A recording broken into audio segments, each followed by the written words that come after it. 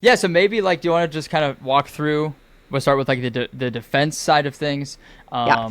like what we can recommend to people for these different adaptogens, and then maybe also before we go into that, what how do you define adaptogen? Obviously, mushrooms can fall into that, herbs can fall into that. What's how do you define adaptogens? Yeah, great question. So, zooming out, big picture, adaptogens are an umbrella category of plants and fungi that all have three key things in common that unite them. But when we think about these groupings of plants and mushrooms, it might be easier to think of other groupings that might be more familiar. So, we have plants that relax the nervous system, right? We call them nervines. Some of them that are a little stronger, we call sedatives, right? So chamomile, lavender to the skullcaps and passion flowers, right? It's this group of herbs that help relax our nervous system. Then we have digestives, right? We have another name for them is carminatives, like warming spices, the gingers and cinnamons and nutmegs of the world. So we have all these different groupings based on what the plants do. And adaptogens are another grouping like that. So the number is debated, right? The word adaptogen wasn't actually coined until 1947, which you recently learned by Dr. Nikolai Lazarov um, in Russia. But it comes from the Latin word adaptere, which means to fit or to adjust. So this is really key. With most of our plant medicine, plants or, depending on what herb we're using, push our bodies in one direction or another, right? So you take something like coffee, right? Matcha, green tea, and it's stimulating, right? It's an upper, it's giving us this uplifting energy. Other things will put us to sleep, right? Other things will, like echinacea, will activate our immune system, where other things might suppress it.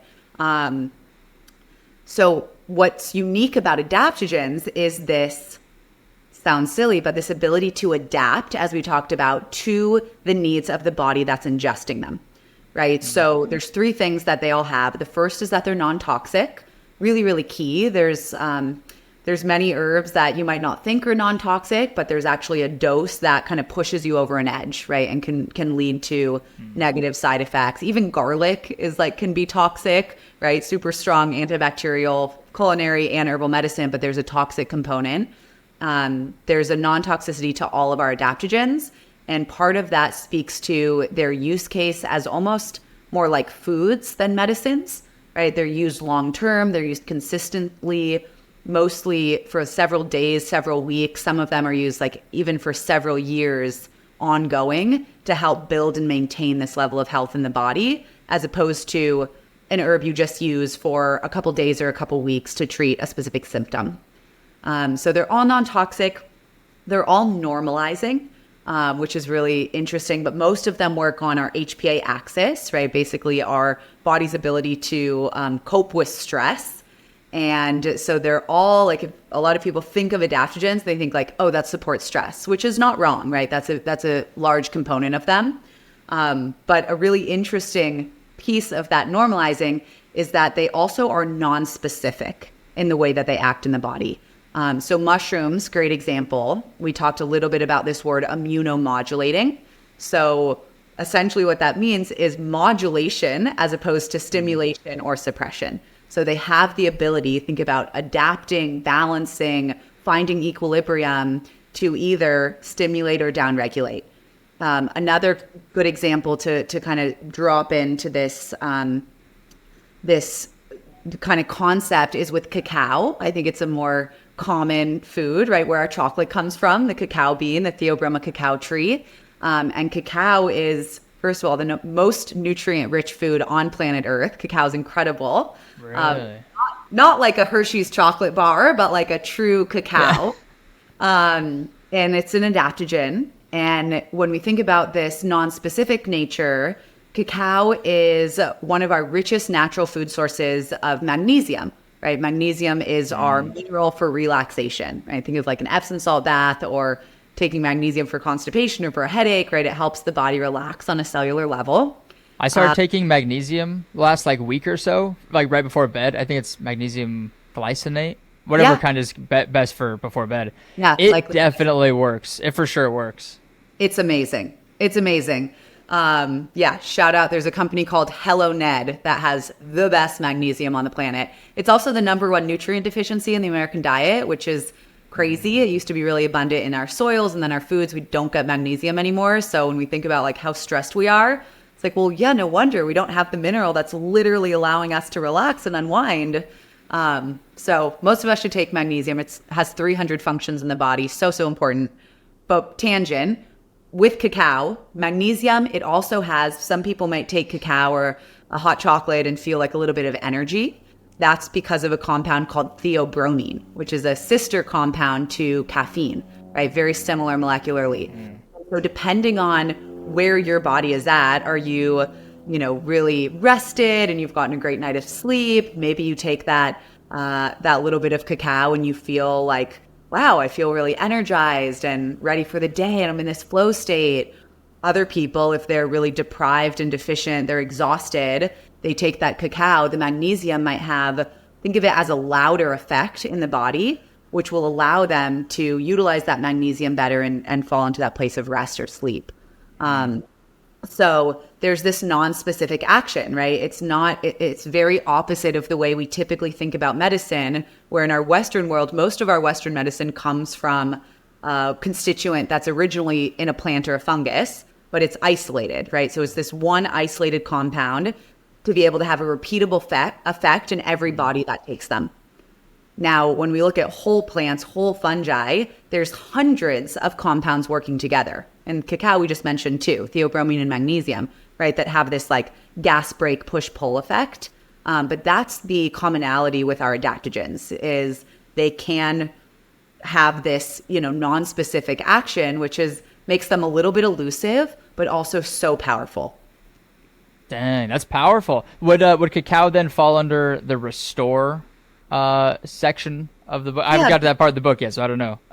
Good question.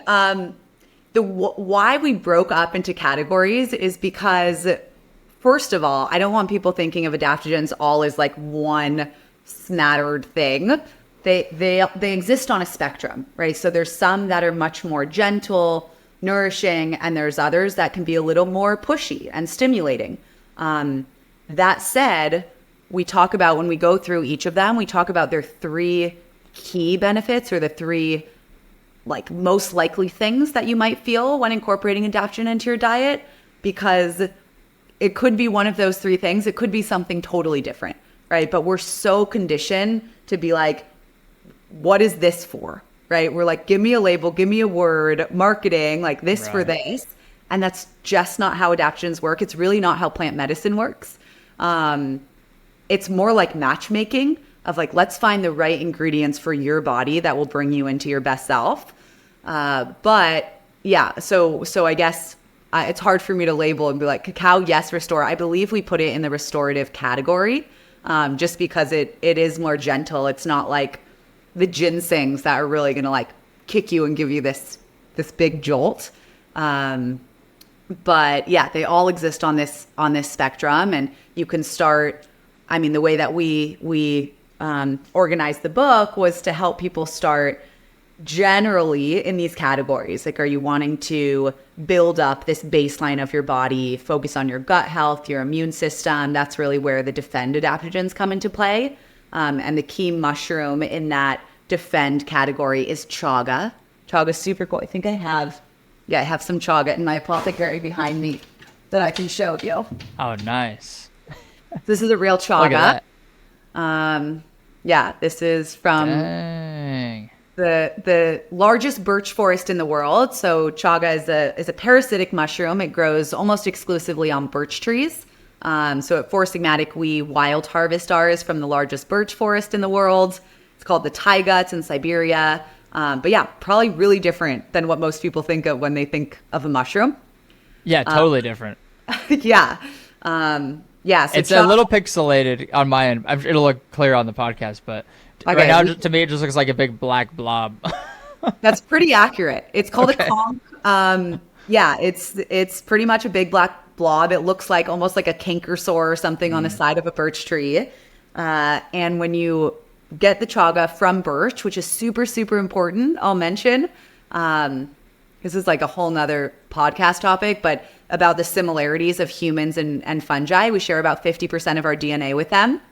One of the critical crossovers is that Unlike plants, plants can photosynthesize, get their energy and nutrients from the sun and turn it into energy and fuel for them to grow. We can't, right? We obviously need food. We need external nutrients. So do fungi. So do our mushrooms. So most of our functional mushrooms, they grow on trees as opposed to like poisonous mushrooms, some culinary varieties, psychedelic mushrooms mostly grow from the earth. So just like basic distinction there is that these grow on trees. And so they have much more of a like bitter, earthy, almost like tree bark flavor to them. Very different than what most people think of when they think of a mushroom. So just important to clarify, like if you hear mushroom coffee and you're like, what the hell are you guys doing? This actually tastes a lot like coffee, right? This is like a great coffee alternative. It's bitter. It brews like a jet black color. And this is the most antioxidant rich food on the planet. So when we talk about the literally Taro's first book, Healing Mushrooms, we're doing all sorts of plugs and resources here, but has a great visual of the ORAC chart, which is how we measure antioxidants. And you can see things that we typically think of are high antioxidant load, like blueberries and acai. Chaga is like 5 to 10x that. It's wild. So important as athletes, right? We know that antioxidants fight free radicals and we release free radicals. It's inevitable. But when we exercise, also when we're exposed to the sun, when we age, when there's toxins in the air. So in order to keep our system strong and avoid free radical damage, which can lead to a plethora of downhill negative side effects, we want to replenish our system with high antioxidant foods, chaga being the creme de la creme of that category.